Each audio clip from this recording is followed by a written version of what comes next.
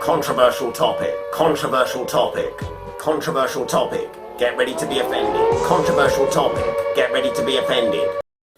Do you know what the real power of steroids is? Your view on them will give you an insight into yourself.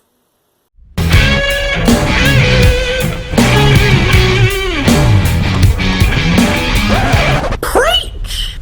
Testify! Exogenous anabolic steroids are physiologically proven to work. There's no point going into that. It's obvious. I mean, it's the naturally occurring versions of this stuff that are coursing through your veins during puberty that morph you from a weakling into a He-Man. But steroids do a lot more than just make you bigger and stronger. I think they reveal your perspective on you. And it firstly comes in, why do you want to know if other people are on steroids? Is it so you can be the first person not taking them to achieve the same thing, like another challenge? Are you a pioneer? Because I've met some people who say that, but not many. The vast majority of people want to know, though, because it justifies why they think that they can't. It's a mental excuse. It's a re-leveling of the playing field in their mind. And I see this on a spectrum, all the way from the athlete on one end to the casual couch fan at the other. Spectrum. Now, in my opinion, the only people who've got a genuine point are those who are running 10.2 seconds for the 100 meters, drug-free. For them, I've got some empathy. If you're trying to line up on the start line next to Donald Drugs, it's a fair point, but there aren't many of them. And as you go further along the spectrum away from the elite athlete, the point seems to just become more moot. I mean, I'm basing this on the idea that if you're running, 11.5 for the 100, it's not the drugs that are stopping you from making the Olympic team. Further along still, the weekend warriors who've already made the choice not to make all the sacrifices and put all their eggs in that basket. They got other priorities. If you're part-time about your sport, then you've already made the decision that you're not going to do all that it takes. So who's judging you so harshly for settling or letting the dream go that you feel you need to attack others with venom for cheating? I don't know, maybe the person you look at in the mirror every day? And if you're covered in pizza crumbs and beer stains, it's not the steroids that are giving everybody else an unfair advantage over you. Believe me. Taking a moral high ground position that you're disgusted by the drugs kind of demonstrates a lack of empathy for others who have decided to walk a tougher path than you. If you're sat on the couch watching and complaining, then you've completely missed the point of what you're watching. It's entertainment. You're being entertained. It's like watching Goodfellas and feeling cheated that no one really died. The positive that you get out of someone else's hard work and effort is mostly entertainment. Moving back up the spectrum, in a few, it's a short-term inspiration. In a minuscule number, it's a long-term inspiration to do that thing. But even then, that only puts you in the weekend warrior group. And if you're running in the 11-second band, you need to make up at least 10 meters on somebody who's doing a naturally doable 10-2.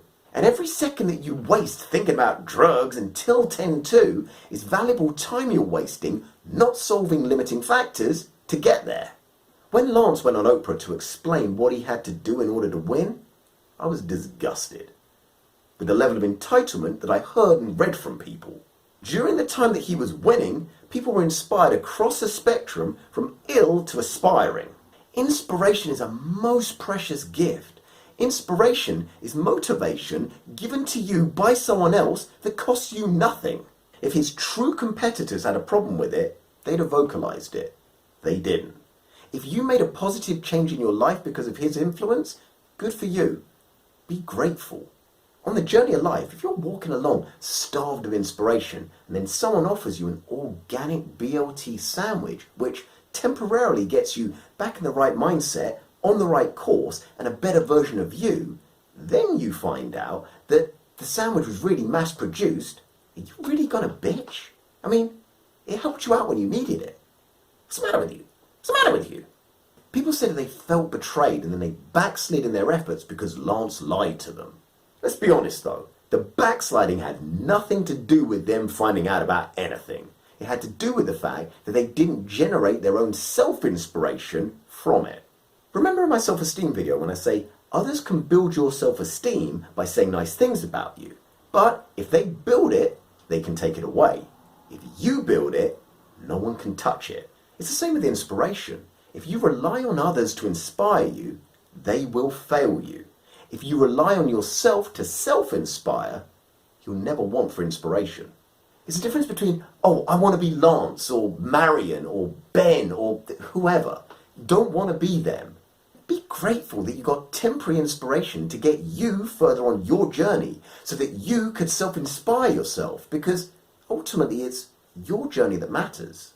And realize that as the bar gets higher and higher year after year, it's going to take more and more amazing things to inspire us. And amazing costs. If you're your own inspiration, then the drug issue doesn't matter.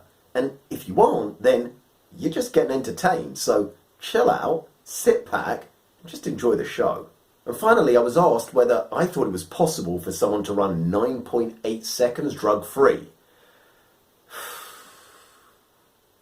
I have no idea. But the fact that I don't really concern myself with such questions, I guess that tells me a little bit about me. I'm not sure if this will help, but we'll see. Tap away in the comments, babe. Hit the thumbs up if you kind of see my point. If you like my vibe, please subscribe. Whoops! Woo!